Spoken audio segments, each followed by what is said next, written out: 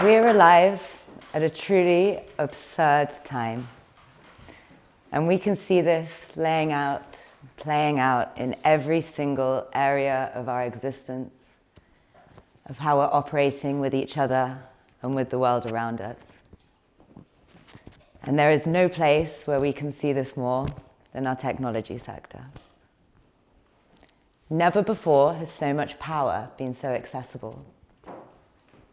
Anyone with a laptop has the capability to change global discourse in a matter of days.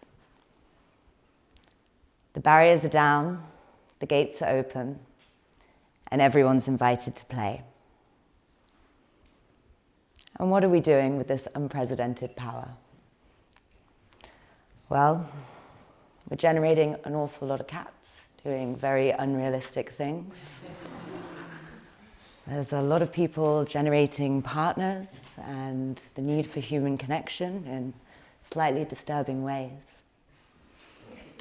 As a species that prides itself on its intelligence, it's truly fascinating to see and to watch what we're up to. And as I've been observing this, I've really come to realize that the questions are starting to change. It's not about what we can build, but it's more about who we're going to become as we're building it. And I shouldn't be too harsh on us. If we look back on history, we can see the patterns. With every major advancement in human society or technology, anything that has fundamentally changed the way we communicate with each other, it's all come with a learning phase, an adolescent period, if you will. If we look back at the printing press that truly revolutionized how we could communicate globally, some of the first mass-produced items were playing cards and religious indulgences. With the television, perhaps warranted, a lot of us were worried about brain rot. We managed to claim it back to some degree. But now we find ourselves here. And it is quite an extraordinary place. And the one thing that is different now is that we simply do not have the time to learn. As I said, we could launch something right now and it would have the power to create mass impact. And we're not just building things anymore, we're actually shaping the culture around us in real time. We're alive at a time where our intentions can be immediate. And it's important that we begin asking ourselves what our true intentions are as we choose to play. And we've got to get our finger out a little bit, because we're already at the stage where we're building quantum computers with binary thinking. And as we continue down this route, we realize that this gap is growing. And I perceive this gap as a gap in consciousness between what we can do and what we should be doing and what we fundamentally truly want to do on the inside. I've spent the last decade crafting immersive experiences that allow people the space to play with the realms of their own consciousness and awareness. And it's an incredibly powerful space. When we can come together and play, be seen and be valued with those around us, and combine it with practices that help us expand our state, our awareness of ourselves, and the ecological intelligence that every cell within our body holds, it allows us to think differently. I've seen leaders of industry completely change the way they apply their technology from short moments in time. I've seen CTOs have profound downloads that no amount of user data or research could ever have compiled. And while it is beautiful to see this happening on a small scale, we still face a wider issue. And that is, we have brilliant minds building shallow tech, building shallow companies, as we continue to produce from FOMO and ego-driven places. This constant quest to see the numbers go up We're moving through the move fast and break things era that has polarized our society. It's created a generation more anxious than ever, and we stand together on a planet that is truly struggling to cope. And I don't say this to you to freak you out. I say it because we have a possibility here, and it is a possibility to bring it all together. My idea to you today is the fact that we can actually play our way into a better future. On an individual level, we're starting to see more awareness of this. We have a whole modality of practices within us we can tap into. Breathwork, meditation, journaling, dancing, singing. All the stuff that truly brings us joy. When we do this on an individual level, it helps us think differently. One of my favorite credits to this was Steve Jobs, who credited the calligraphy class he used to take, which helped him and Apple completely redesign their approach to how they design their products. That in itself completely revolutionized the technology that a lot of us in this room use today. And while it's incredible to be seeing this on an individual level, which I obviously fully support, the true magic happens when we can come together. And we can share in these practices together in spaces that allow us to trust that we don't really know what we're doing.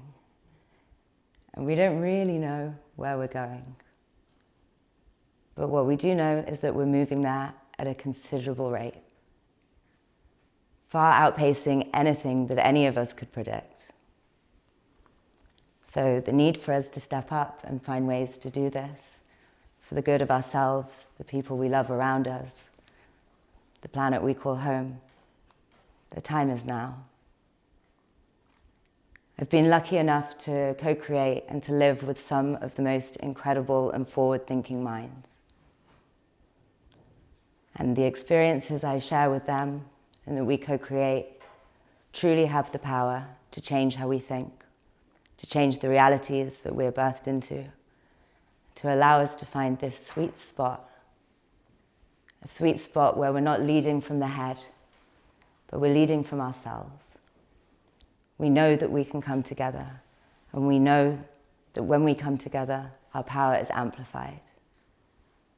And when we can find a place of trust within ourselves and place ourselves in environments that value and love us, with the intention just to play, and to do so safely and curiously, that is where the true magic happens.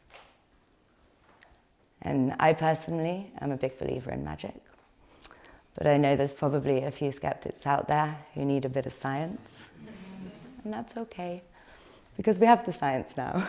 That's what makes it even cooler. Neuroscience shows us that when we come together, we create new ways of thinking. It actually helps us rewire our brains. That is pure magic. And that is something that we can tap into, as I said, individually in our own practices, or collectively, whilst actually harnessing the technology at our fingertips today.